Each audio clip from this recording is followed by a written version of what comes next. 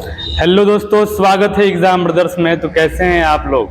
आज मैं आप लोगों के लिए लेकर आ गया हूं बहुत ही महत्वपूर्ण टॉपिक, क्लास 12 के फिजिक्स का कूलाम का नियम, कूलाम्स लॉ। अब ये होता क्या है, आज हम लोग इसी के बारे में जानने वाले हैं। तो आइए शुरू करते हैं बिना किसी देरी के। कॉपी और पेन निकाल लीजिए बाबू, और हेडिंग दे दीजिए कूलाम का नियम, कूलाम्स लॉ। अब देखिए, फ्रांस के एक वैज्ञानिक हैं सीए कूलाम। उन्होंने अपने प्रयोगों से एक नियम दिया और उसमें उन्होंने बताया कि दो बिंदु आवेशों के बीच जो लगने वाला बल है, उस बल का मान उन्होंने बताया और इसके लिए उन्होंने एक नियम भी दिया जिसे हम लोग कूलाम का नियम कहते हैं। और ये नियम जो है वो पूरा का पूरा गुरुत्वाकर्षण नियम का क्या है, कॉपी है।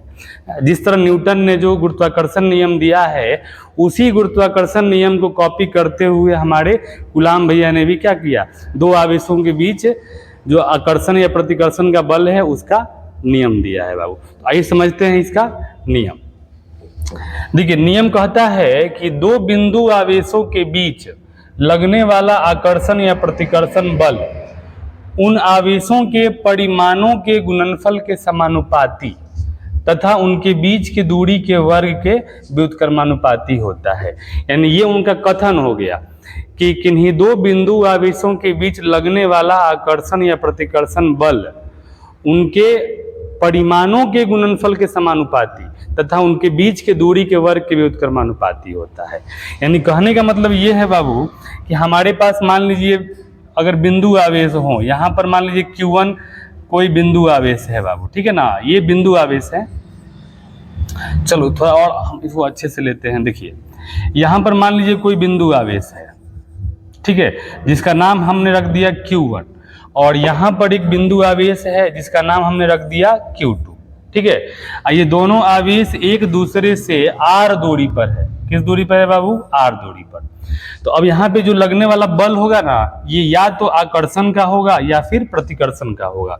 मैंने आपको बताया है कि समान आवेशों के बीच क्या होते हैं, प्रतिकर्षण लगते हैं, और विपरीत आवेशों के बीच क्या होते हैं, आकर्षण बल लगते हैं। तो अगर ये दोनों प्लस होंगे तो प्रतिकर्षण होगा, दोनों माइनस होंगे तो क्या होगा, तब भी प्रतिकर्षण होगा। लेकिन अगर एगो प्लस होगा एगो माइनस होगा तो क्या हो जाएगा, आकर्षण हो जाएगा। ठीक है बाबू। तो ये मान लो हमारा बिंदु आवेश है Q1 और ये बिंदु आवेश Q2, और दोनों को हमने r दूरी पर रखा हुआ है, और दोनों के बीच लगने वाला बल है उसे हमने F बोल दिया। ठीक है बाबू। तो कूलाम का नियम क्या कहता है, कूलाम के नियम से, कूलाम का नियम कहता है ना कि दोनों आवेशों के बीच जो लगने वाला बल है F जो है वो समानुपाती होगा किसके, दोनों आवेशों के परिमाण के गुणनफल के, यानी समानुपाती होगा Q1 इंटू Q2 के। समीकरण नंबर 1। ठीक है बाबू।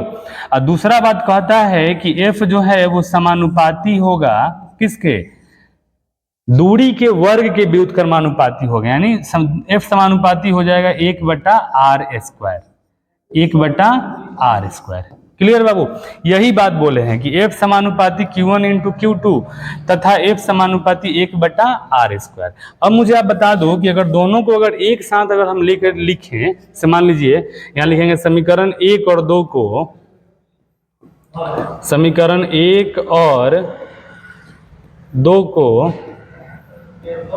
एक साथ लिखने पर, एक साथ लिखने पर, अगर दोनों समीकरण को अगर एक साथ अगर लिखा जाएगा तब क्या होगा बाबू, बता दीजिए आप। देखिए दोनों समीकरण को ध्यान से देखिए। देखिए दोनों समीकरण में F है तो क्या हमारा हो जाएगा, F हो जाएगा। ठीक है ना जी। देखिए दोनों में समानुपाती का चिन्ह है बाबू, तो दोनों में हमारा समानुपाती हो जाएगा। क्लियर। अब देखो यहाँ पे Q1 Q2 जो है ना वो ऊपर है और ये बटा के नीचे है, तो दोनों को अगर हम लिखना चाहेंगे तो ये हमारा हो जाएगा Q1 Q2 और नीचे हो जाएगा r²। क्या होगा, r²। क्लियर है। अब देखिए जब भी समानुपाती का सिंबल हटता है ना बाबू तो क्या आता है, नियतांक आता है। तो F बराबर हो जाएगा हमारा K Q1 Q2 बटा में r²। लिखेंगे जहां K एक क्या है, नियतांक है। लिखेंगे बाबू जहां K एक नियतांक है, K एक नियतांक है। और ये हमारा हो जाएगा क्या, कूलाम का नियम। यानी ऐसे आप नॉर्मली बोल सकते हैं कि दो आवेशों के बीच जो लगने वाला बल है ना, वो हमारा F बराबर K Q1 Q2 बटा R स्क्वायर होता है।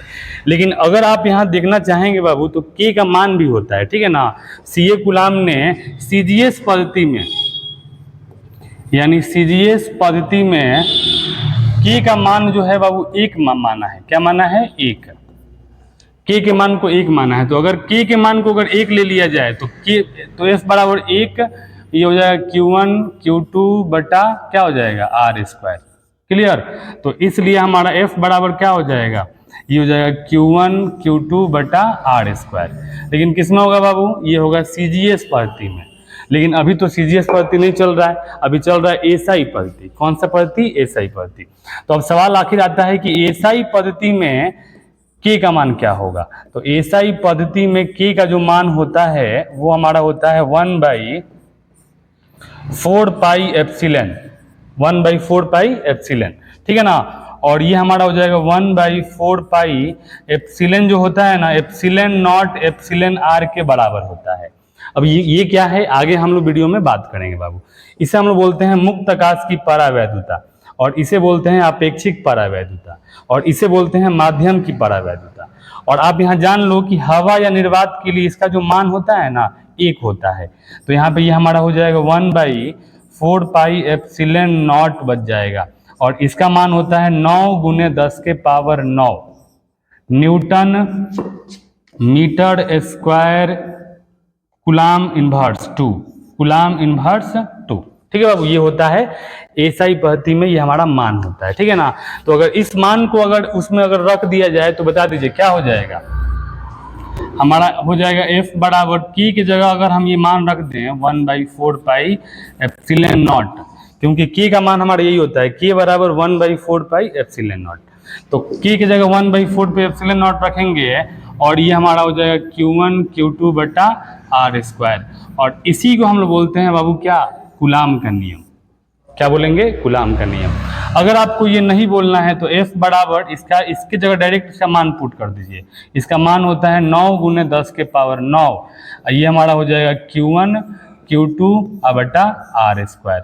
और हमें मालूम है कि बल का SI मात्रक क्या होता है? बल का SI मात्रक न्यूटन होता है। तो ये हमारा क्या हो जाएगा? न्यूटन हो जाएगा। क्लियर? जहाँ पे एप्सिलॉन नॉट को हम लोग क्या बोलेंगे बाबू? जहाँ एप्सिलॉन नॉट मुक्त आकाश की परावैद्युता है, मुक्त आकाश की परावैद्युता या विद्युतशीलता है, परावैद्युता या विद्युतशीलता है। इसे हम लोग विद्युतशीलता भी बोलते हैं बाबू। क्या बोलेंगे? विद्युतशीलता, ठीक है। यानी एप्सिलॉन नॉट को मुक्त आकाश की परावैद्युता या विद्युतशीलता कहते हैं, ठीक है ना। अब आखिर सवाल आता है कि आखिर ये है क्या भाई, ठीक है ना। तो ये एक मुक्त आकाश की परावैद्युता है, और इसका मान जो होता है ना बाबू, वो क्या होता है? एप्सिलॉन नॉट बराबर होता है 8.854 × 10⁻⁻12 coulomb square newton inverse metre inverse 2, ठीक है। आपके एग्जाम में ये पूछता है कि एप्सिलॉन नॉट का मान क्या होता है, ठीक है। तो एप्सिलॉन नॉट का ये मान होता है बाबू, ठीक है ना। तो मुझे उम्मीद है आपको ये कूलाम का नियम समझ में आया होगा, ठीक है। जब भी आपसे अगर कोई बोले कूलाम का नियम क्या है, तो आपको ज्यादा लोड नहीं लेना है, बोलना है भाई F = 1/4 pi epsilon not Q1 Q2 बटा R स्क्वायर। अगर आपसे इसके कथन के बारे में कोई पूछ दे तो क्या बोलना है कि दो बिंदु आवेशों के बीच लगने वाला आकर्षण या प्रतिकर्षण बल उन आवेशों के परिमाण के गुणनफल के समानुपाती तथा उनके बीच की दूरी के वर्ग के व्युत्क्रमानुपाती होता है, ठीक है। तो वीडियो अच्छा लगा है तो वीडियो को लाइक करें, चैनल को सब्सक्राइब करें और इसे अपने दोस्तों में शेयर करें। थैंक यू, धन्यवाद।